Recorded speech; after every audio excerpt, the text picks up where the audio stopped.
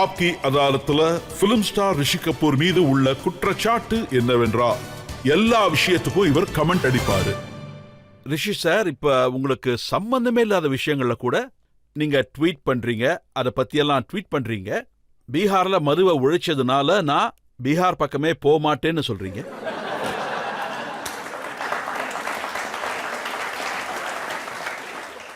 இந்த விஷயம் என்னோட யோசனை. ப்ரொவிஷன் ஒவ்வொரு தரையும் உலகம் முழுக்க ஃபெயில் ஆயிடுச்சு. ப்ரொஹிபிஷனால, பிரஷரால நீங்க எதை பண்ணாதீங்கன்னு சொல்றீங்களோ அந்த விஷயத்தினால தான் அண்டர்வேல்டு உருவாகும். போலீஸ் அதை அநியாயமா பயன்படுத்துவாங்க. தப்புங்கிறது மதுபானமா இருக்கு, போதைப் பொருட்கள் விற்கப்படுது. அது மக்கள் போதையில இருக்கணும்னு விருப்பப்படுறவங்க கண்டிப்பா அதை செய்வாங்க, இல்லீகலா கூட செய்வாங்க. இப்போ பாத்தீங்கன்னா இங்க இருக்கிற பல பொலிட்டீஷியனா இருக்கட்டும், போலீஸா இருக்கட்டும், தப்பானவங்களா இருக்கட்டும், அவங்களுக்கு சாதகமா மாறும். அப்புறம் என்ன ஆகும்? மக்கள் அதுல மாட்டிக்குவாங்க, பலிகடா ஆவாங்க. அதுல நான் மாட்டிக்க விரும்புறேன்.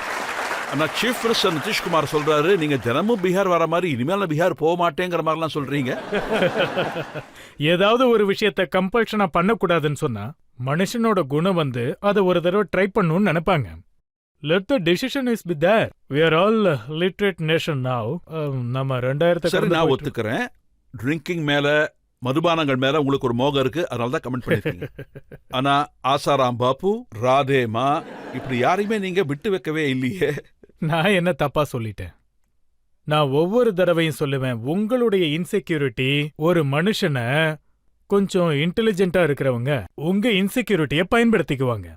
ஏன்னா நீங்க அவங்கள ஏத்துக்கிறீங்க, அதை அவங்க பயன்படுத்திக்கிறாங்க. நீங்க ராதேமா போட்டோ எடுத்து காட்டி இவங்க கண்ணாடி படம்லாம் பப்பி லஹரி மாதிரியே இருக்காங்கன்னு சொல்லிருக்கீங்க.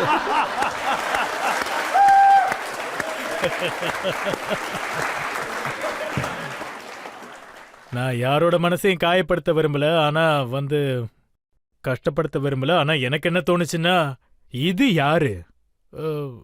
இது எந்த குரு மாதா, குரு அப்படியே தங்கத்திலே மூழ்கி இருக்காங்க. இவங்க பார்க்க அப்படியே பப்பி லஹரி தங்கச்சி மாதிரியே இருக்காங்கன்னு நினைச்சேன்.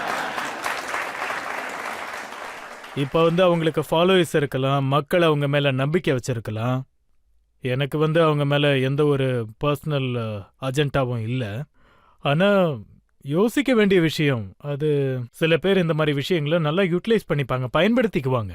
அவங்க வீக்னஸ், நம்ம வீக்னஸஸ் அவங்க இன்டெலிஜென்ட் பீப்புள்ஸ் பாத்தீங்கன்னா அவங்க வழியில தாம் பண்றத பண்ணிக்கிட்டே தான் இருப்பாங்க. அதுக்கப்புறம் நீங்க பாபா ராம் ரஹீமை பத்தியும் பேசிருக்கீங்க. அதாவது நான் அவரோட ரோல் பண்ண தயாரா இருக்க, என் மேல வழக்கு போட்டு பாருங்களேன்னு சொல்லிருக்கீங்க. எனக்கு சரியா ஞாபகம் இல்லை. நான் ஒரு தடவை அவரை சந்திச்சேன், ரொம்ப நல்லா பேசணும். பட் ஒருவேளை நான் ஏதாவது ரோல் பண்றதா இருந்தா, எனக்கு அந்த மாதிரி ஒரு வாய்ப்பு கிடைச்சா நான் அவரை இன்ஸ்பிரேஷனா எடுத்துக்கலாம்ல. அவரை கமெண்ட் பண்ணதுக்கு கேக்கு சாரதா மேல கேஸ போட்டுட்டாங்க. இந்த பாருங்க, படம் இருக்கு. ஓகே, நீங்க அப்படி ஒரு ட்வீட் பண்ணீங்கங்கறதே உங்களுக்கு ஞாபகம் இல்லையா? என்ன நீங்க சொல்லிருக்கீங்க, நான் அப்படி ஒரு ரோல் பண்ண ரெடியா இருக்கேன், என்ன அரெஸ்ட் பண்ணி காட்டுங்களேன்னு. பட் இதுல என்ன தப்பு இருக்கு? நான் ஒரு ஆர்டிஸ்ட் சொசைட்டில இருந்து தானே இன்ஸ்பிரேஷன் எடுப்பாங்க. நான் மக்கள் கிட்ட இருந்து இன்ஸ்பிரேஷனை எடுத்துக்குவேன். நான் அப்படி பண்றதுல என்ன தப்பு இருக்கு? உங்களுக்கு ஒரு மிகப்பெரிய கான்ட்ரவர்சி எப்ப ஆச்சுன்னா, நீங்க காந்தி குடும்பத்தை பத்தி ட்வீட் பண்ணிருக்கீங்க. ராஜீவ் காந்தி பேர்ல, சோனியா காந்தி பேர்ல, இந்திரா காந்தி பேர்ல இருக்கிற பில்டிங்ஸ் ஆகட்டும், ரோட்ஸ் ஆகட்டும், போர்ட்டா இருக்கட்டும், ஏர்போர்ட்ஸா இருக்கட்டும், அந்த பேரெல்லாம் மாத்துங்கன்னு சொல்லிருக்கீங்க. முதல்ல நான் ஒரு விஷயம் சொல்லிக்கிறேன். அதாவது எனக்கு ஆஸ்பிரேஷன்லாம் கிடையாது பொலிட்டிஷியன் ஆகணும்னு. அல்லது நான் சொன்ன விஷயம் எதுக்காக சொன்னேன்னா, ரூலிங் பார்ட்டியை ப்ளீஸ் பண்றதுக்காக. நிறைய பேர் சொல்றாங்களே, பிஜேபியை சந்தோஷப்படுத்துறதுக்காக தான் இதெல்லாம் நீங்க பண்றீங்கன்னு. நான் ஏதாவது கட்சிக்கு எதிராக இருக்கேன்னு இது வரைக்கும் நான் சொல்லியிருக்கேனா? நான் சொன்ன விஷயம் நான் யோசிச்சு பார்த்தேன், அதை கமெண்ட் பண்ணேன். அது என்ன அவ்வளவு முக்கியமா? எல்லா சிட்டிஸ்லயும், இந்தியால இருக்கிற எல்லா சிட்டிஸ்லயும் எவ்வளவு சொத்து இருந்தாலும், நேஷனல் அசெட் இருந்தா அந்த பேரு அவங்க ஃபேமிலி பேர்ல தான் இருக்கணுமா? ஏன் நம்ம ஊர்ல எந்த எமிலன்ட் ஆளுங்களும் இல்லையா? இந்த சிட்டியை உருவாக்குனவங்க வேற யாருமே இல்லையா? நான் இந்த விஷயத்த யாரையும் இம்ப்ரெஸ் பண்றதுக்காகவோ, இல்ல ஏதாவது பத்மா அவார்டு வாங்கவோ, இல்ல ராஜ்யசபா மெம்பர்ஷிப் வாங்கறதுக்கோ, அல்லது பொலிட்டிஷியன் ஆகிறதுக்கோ சொல்லல. நான் ஒரு சிட்டிசன், டாக்ஸ் பேயிங் சிட்டிசன் இந்த கண்ட்ரில இருக்கேன். நான் இப்படி ஒரு கேள்வி எழுப்பியிருக்கேன். எனக்கு நேரு ஃபேமிலி, காந்தி ஃபேமிலி மேல ஒரு பெரிய மரியாதை இருக்கு. நம்ம பண்டிட் ஜவஹர்லால் நேருஜி, இந்திரா காந்திஜி, ராஜீவ் காந்திஜி, அது இவங்கெல்லாம் இருக்கும்போது நல்ல லீடர்ஸா இருந்தாங்க. நான் அவங்க மேல ரொம்ப மரியாதை வச்சிருக்கேன். கபூர் குடும்பம் எப்பவும் காங்கிரஸ்வாதியா இருந்திருக்காங்க. ஆனா என்னோட நோக்கம் என்னன்னா, அவங்க கட்சி வந்து அவங்கள சந்தோஷப்படுத்துறதுக்கு. சிட்டில இருக்கிற எல்லா விஷயத்துக்கும் அவங்க பேர் தான் வைக்கணுமா? இல்ல ரிஷி சார், ஒரு நிமிஷம் நான் இத பேசி முடிச்சிடுறேன், இருங்க. அதாவது 2009ல மும்பைல ஒரு பேண்ட்ரா கொரோனா காம்ப்ளெக்ஸ் ஒரு பிரிட்ஜ் கட்டினாங்க. Bandra to Worli link bridge கட்டப்பட்டுச்சு. 2009ல கமிஷன் ஆச்சு. அப்புறம் ராஜீவ் காந்தி சாரோட இறப்பு 1951ல நடந்துச்சு. 91. அப்புறம் 2009லயும் அந்த பாலத்துக்கு அவரு பேரே வச்சிட்டீங்க. அந்த பிரிட்ஜ் ஜேஆர்டி டாடான்ற பேர்ல ஏன் இல்ல? ஜேஆர்டி டாடா வந்து நம்ம நாட்டுக்கு எவ்வளவு பண்றாரு. நம்மள இன்னும் நிறைய பொலிட்டிஷியன்ஸ் இருக்காங்க. இன்னும் பல சிட்டிசன்ஸோட நிறைய கான்ட்ரிபியூஷன்ஸ் இருக்கு. நீங்க அவங்க பேரை வைங்க, அவங்க பேரும் வெளியில தெரியட்டும். டெல்லி சிட்டிலே இட்செல்ஃப் எனக்கு யாரோ ட்வீட் பண்ணி எனக்கு போட்டோகிராஃப் அனுப்புனாங்க. என் போன்ல நான் வச்சிருக்கேன். இந்த மாதிரி 64 பிளேசஸ், நேஷனல் அசட்ஸ் இருக்கு Delhi சிட்டிலேயே, which is known by their name. ஒருத்தரை பத்தி தெரிஞ்சுக்க ஒண்ணு பத்தாதா? ஒவ்வொரு ஸ்டேடியம், ஒவ்வொரு ஏர்போர்ட் எல்லாத்துலயும் அவங்க தான் இருக்கணுமா? ரிஷி சார், காங்கிரஸ் நான் யாரையும் எதிர்க்கல. நான் எதுக்காக இந்த விஷயத்தை எடுத்தேன்னா, இப்போ ஃபியூச்சர்ல பாக்கும்போது இவங்களோட குடும்ப பேரு அதிகமா இருக்கு. இந்த பேரெல்லாம் அரசாங்கம் தேர்வு பண்ணி தான் வச்சிருக்காங்க, காங்கிரஸ் ஆளுங்க இல்ல. இதெல்லாம் கேள்வி கேட்கறீங்களே, நீங்க யாரு? அவங்க சொல்றாங்க நான் இந்த நாட்டோட ஒரு சிட்டிசன். எனக்கு இத பத்தி பேசுறதுக்கு எல்லா உரிமையும் இருக்கு. ஆமாவா இல்லையா? நான் சொல்ற விஷயத்துல எனக்கு எந்த பயமும் இல்ல. நான் சொன்ன வார்த்தைய நல்லா யோசிச்சுதான் நான் சொன்னேன்.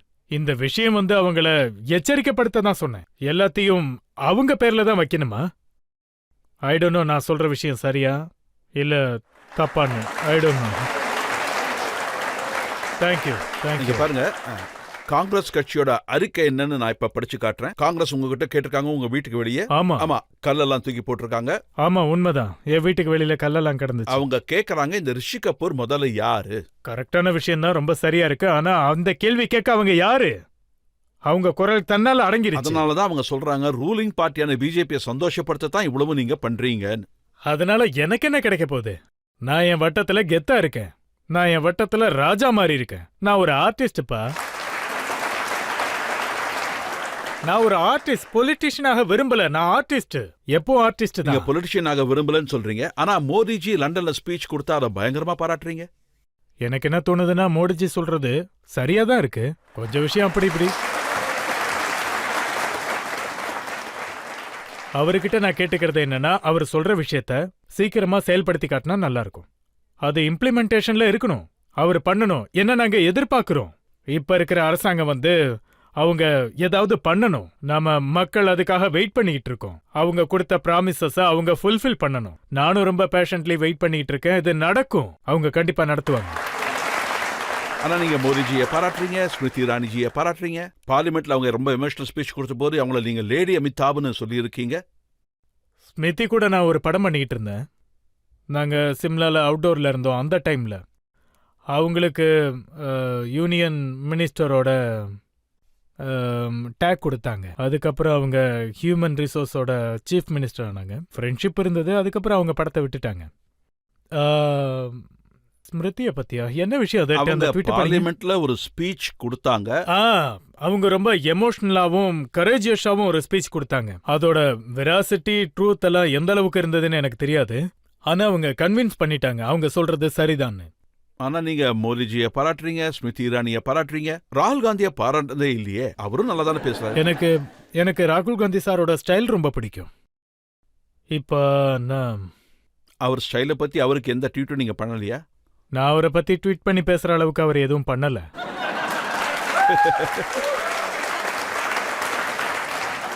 சில பேர் சொல்றாங்க உங்களுக்கு நிறைய வலிகள் இருக்கு. இத்தனை வருஷமா நீங்க பிலிம் இண்டஸ்ட்ரியில வேலை பார்த்திருக்கீங்க.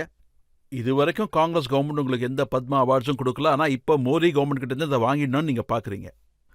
ஐயோ, 44 வருஷம் 44 இயர்ஸ் வேலை பார்க்கும்போது கண்டுக்கவே இல்லை. இதுக்கப்புறம் என்ன கொடுக்க போறாங்க? இப்ப கொடுத்தாலும் தேவையில்ல. என்னோட துக்கம் என்னன்னா, ஷமி கபூர் சாரும் போய் சேர்ந்துட்டாரு. நீங்க ஷமி கபூர் சாரை கூட ஹானர் பண்ணல. You know is sad. நம்ம அரசாங்கத்துல என்ன நடக்கும்னா, வெளியில அவங்களோட ஏதாவது புல்லு இருந்தா இல்ல அவங்களுக்கு தெரிஞ்ச ஆள் இருந்தா அப்பதான் அவார்டு கிடைக்கும். தகுதியுள்ள ஆளுங்களுக்கு கொடுக்க மாட்டீங்க. ஆனா இப்பதான் உங்க அரசாங்கம் இருக்கே, அதனால என்னுடைய நீங்க- அரசாங்கம் எப்படி ஆகும்? இது மக்களுடைய அரசாங்கம்.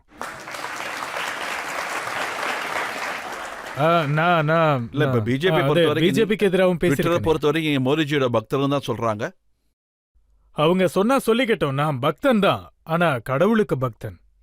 இப்போ இந்த பக்தர்களை இந்த காலத்துல எந்த கானிட்டேஷன்ல எப்படி சொல்றாங்கன்னு எனக்கு தெரியல.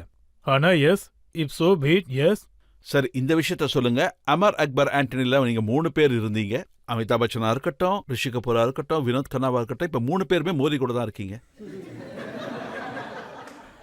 என்னாச்சுன்னா, பச்சன் சார் மேல ஒரு பழி விழுந்துச்சு. அதுக்கப்புறம் என்னையும் எம்ப்ரால் பண்ணி நல்லபடியா பேசிட்டாங்க. அதாவது அப்ப நான் ஒரு ட்வீட் போட்டேன், 2 பேர் இருக்கோம், அதே மாதிரி வினோத் கன்னா சாரும் ஏதாவது பேசினா அப்புறம் அமர் அக்பர் ஆண்டனி 3 பேரும் இதுல இருப்போம்னு சொன்னேன். அந்த மாதிரி ஏதோ சொன்னேன். இல்ல, அதெல்லாம் சரியானா இல்ல, இதெல்லாம் ஒரு என்ஜாய்மெண்ட்டுக்காக.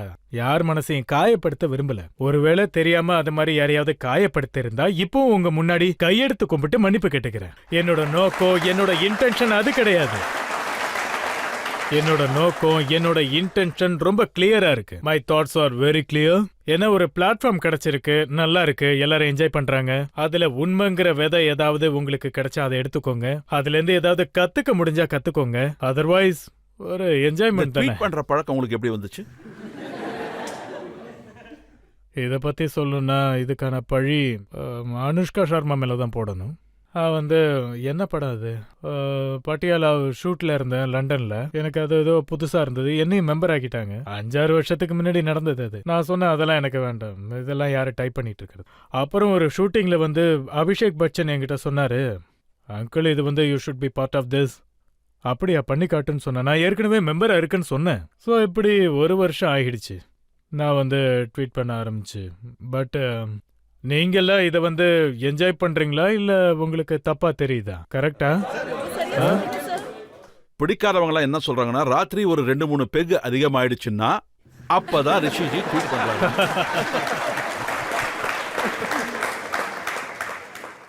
ஏன்னா உண்மைய சொன்னா அவங்களுக்கு பயமா இருக்கும்.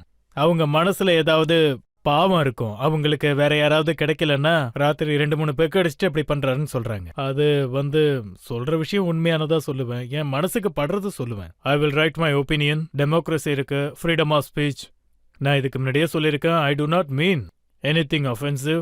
யாரோட மனசையும் காயப்படுத்த விரும்பல. ஆனா சரி, இப்ப நம்ம மக்கள்கிட்டயே கேட்டுருவோம். சொல்லுங்க சார். நான் உங்க மிகப்பெரிய ஃபேன், அத வார்த்தைகளால சொல்ல முடியாது. ஆனா ஒரு விஷயம் சொல்ல விரும்புறேன் சார். ஆனா ஒருவேளை உங்க பேர்ல எந்த ஒரு நேஷனல் அசெட்டும் வரலனா அது எங்களை பொறுத்த வரைக்கும் ரொம்ப பெரிய அநியாயம். நாட்டுக்கு உங்க பேரு எங்கேயாவது வந்தா உண்மையிலேயே அது நம்ம நாட்டுக்கு பெருமைக்குரிய விஷயம். ஆனா அத பத்தி நீங்க யோசிக்க வேண்டிய அவசியமே இல்ல. நீங்க 125 கோடி மக்கள் இதயத்துல வாழ்றீங்க சார். உங்க பேரு எங்க எல்லாரோட இதயத்துல இருக்கு சார்.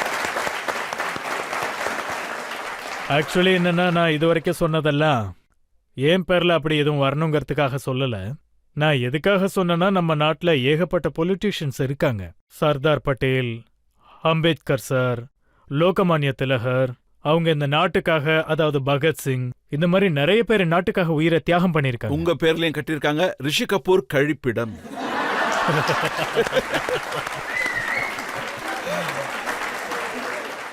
இது ஆமா, எனக்கு யாரோ சொன்னாங்க, நான் கூட பாருங்களேன். அதுக்கப்புறம் அதுக்கான பதில் வேற ஒருத்தரை எனக்கு பதிலா கொடுத்துட்டாங்களாம். இந்த கழிப்பிடத்துல வச்சுக்கிட்டு என்ன பண்றதுன்னு. சார், நான் என்ன கேக்குறேன்னா, நீங்க எதுக்காக இப்படி சொன்னீங்க? இதெல்லாம் உங்க அப்பா சொத்துன்னு நினைச்சீங்களா? இந்த மாதிரி நீங்க சொல்ல வந்தது ரொம்ப ஷார்ட்டா சொல்லி இருந்திருக்கலாம், அது எல்லாருக்கும் புரிஞ்சிருக்கும். அதை நினைச்சுதான் சார் எனக்கு கொஞ்சம் வருத்தமா இருக்கு. அதனால இல்ல, நானும் உங்களை மாதிரிதான் வருத்தப்படுறேன்.